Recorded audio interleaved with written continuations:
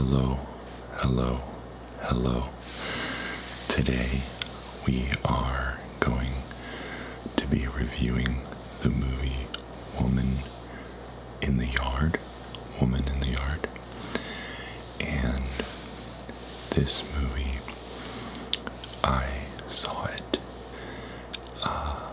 before I ever saw the trailer. I wanted to go into it blind, but I had heard that it was a horror movie, and when I watched it, I was confused a little bit because it was not really as much of a horror film as I thought it was going to be. And so after I watched the movie, I went back to watch the trailer. I wanted to see if the trailer actually talked more about what the movie was actually about. And I found that the trailer really made it look like a horror film. I was surprised that they marketed the movie in that way, given what the movie actually was. And so, I want to talk about what the movie actually was. And I would categorize it more as a drama film.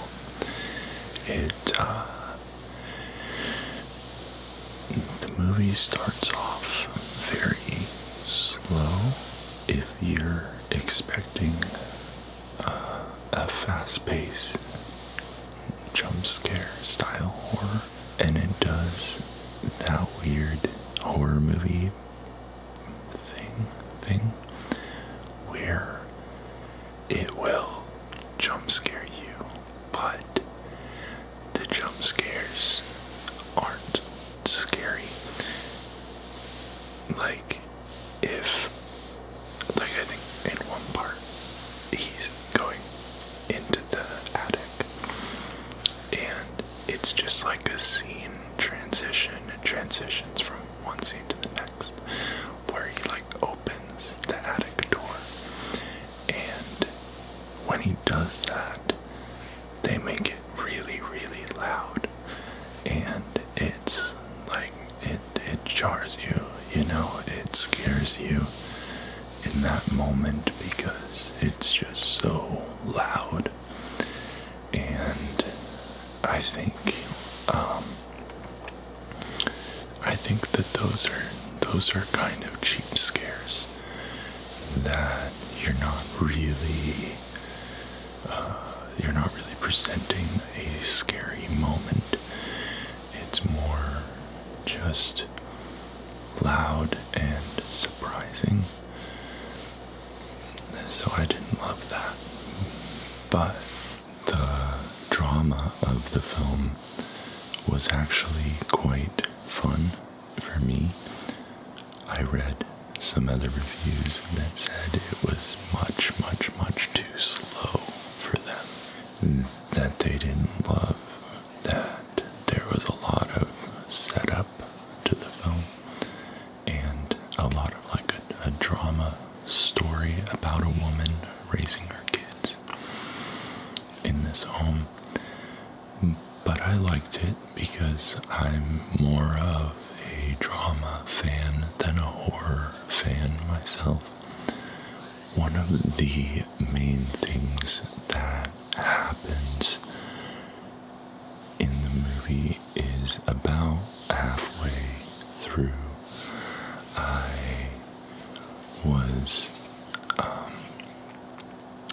I was thinking that the movie was going to be very slow-paced and chill and wasn't really sure where it was going at the end. I thought maybe it was going to be more of a psychological thriller or something like that. But once we get towards the end, a lot of stuff starts getting really crazy. And one thing that I was seeing in other people's reviews was that they did not understand the ending. The ending got too confusing. And I agree with this to a certain extent, because the movie itself is not really about a physical woman in the yard of this family. The movie is about depression and mental health.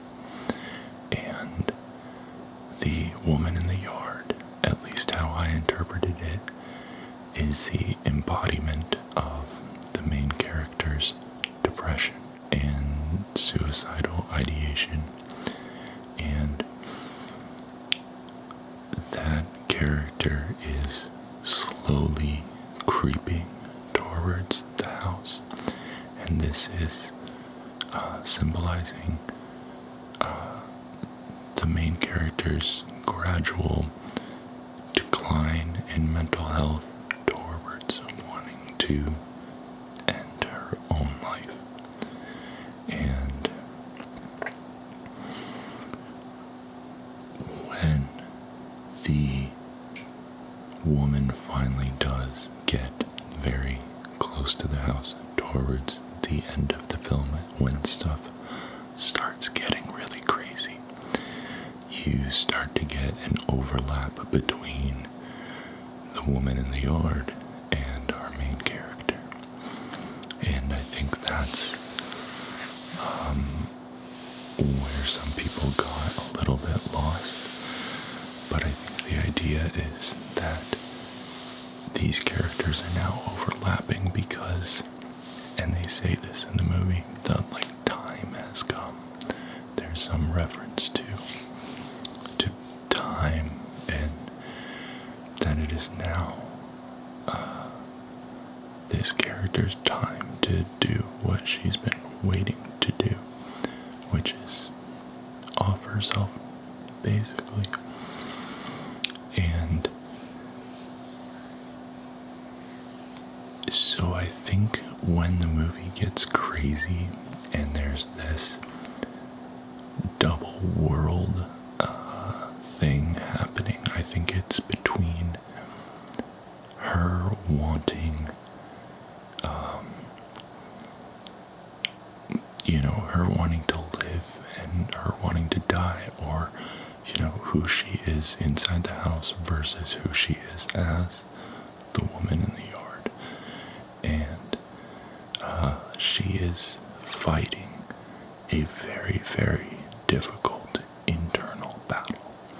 And I think the people who really did not like this movie, I don't think they understood that the complicated aspects of it and the craziness of it towards the end were symbolic of how much she was struggling and how split her mind was on what she was trying to do.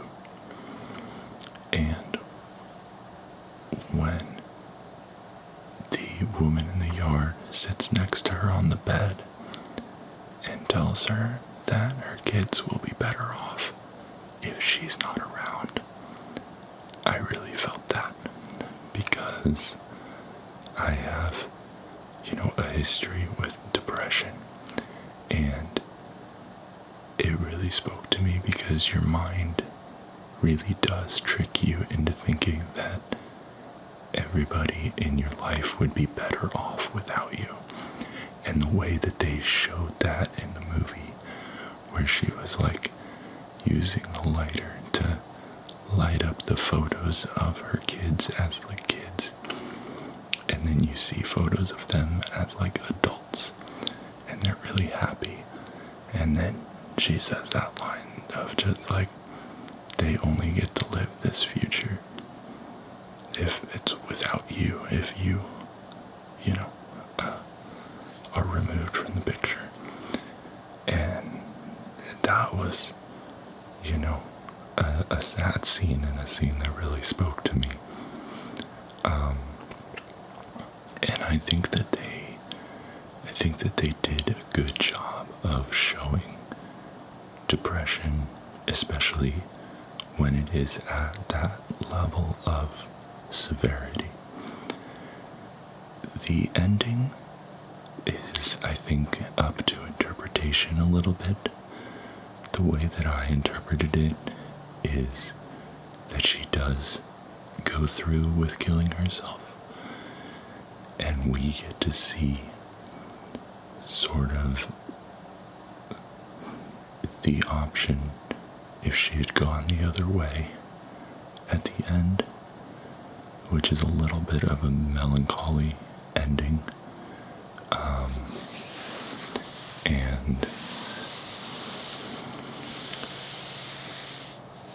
I think if I interpreted it right, then I thought it was an interesting way of showing that at the end, instead of being really brutal and sad and just I felt like the melancholy ending really matched the vibe of the film throughout, so that it wasn't just a suddenly really intense and gory and horror.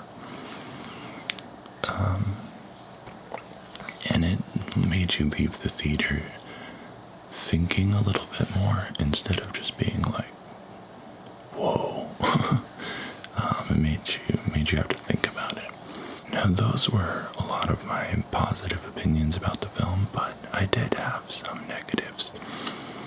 I was not a huge fan of the child actors, especially the guy who played Tay.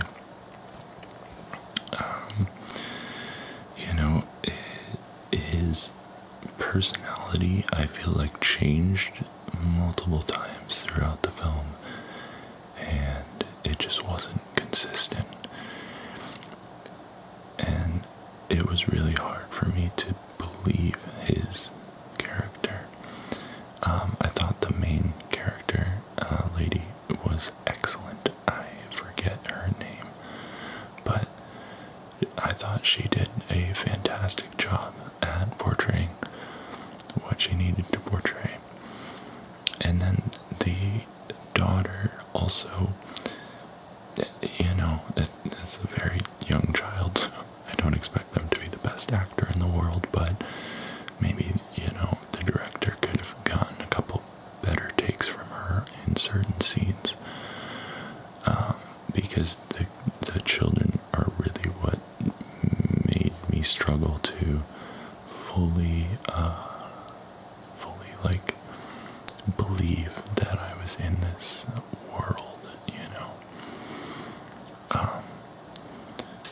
I also thought that even though I just said that I liked the complicated, confusing part, I do think that maybe they could have done a little bit better at figuring out which things to focus on so that the audience could come along on the journey a little bit easier. There were just a lot of things added towards the end. The stuff with the backwards letters, and then the portal to another world, and then her being the woman in the yard, and then the shadow taking over the house. There was just so much that I do understand the critique of it being a little bit difficult to follow and understand what all of those things were and what their meanings were. And I don't think that I fully understand what the filmmaker was going for with all of it. I'll also say that I liked the idea before the car accident that she has sort of this picture perfect life. She has this husband who really cares about her, and she has this beautiful house, and she has, two lovely kids. And yet when she goes out to dinner with her husband, she's so depressed, she doesn't want any of it, and she wants to just run away. And I think that was also very, true to depression. It would not have been as strong of a film or a message if she had just gotten depressed after the car accident, which is sort of what we're led to believe for most of the film. But I liked that they changed that they brought in this idea that she was already struggling, and that the struggle actually caused the car accident to begin with, which just made stuff worse. And yeah, overall, I think that I enjoyed this movie a lot more than I thought I was going to. I went into it with very low expectations, and I got a really interesting movie with a cool, creative take on mental health and depression, and I liked that. I think if you can kind of look past some scenes that don't quite work, and a little bit of confusion, it's a fun movie. Fun might be the wrong word. It's a intriguing movie that definitely makes you think, and was entertaining to watch. I also I want to give a shout out to the shadow effect. I thought that the shadow effect was so cool. I loved seeing the shadows come in and knock over stuff in the house and sort of chase people through rooms and pull bookshelves down and different things. And yeah, I just thought that the shadow hand coming across, knocking stuff over, I thought that was just so cool. And good job, visual effects artists and special effects artists. I really enjoyed those scenes. Alright, that's gonna be it for my review of Woman in the Yard. Thank you so much for watching. I appreciate every single one of you. If you haven't already, don't forget to like and subscribe, because it helps me know that I should keep doing this, because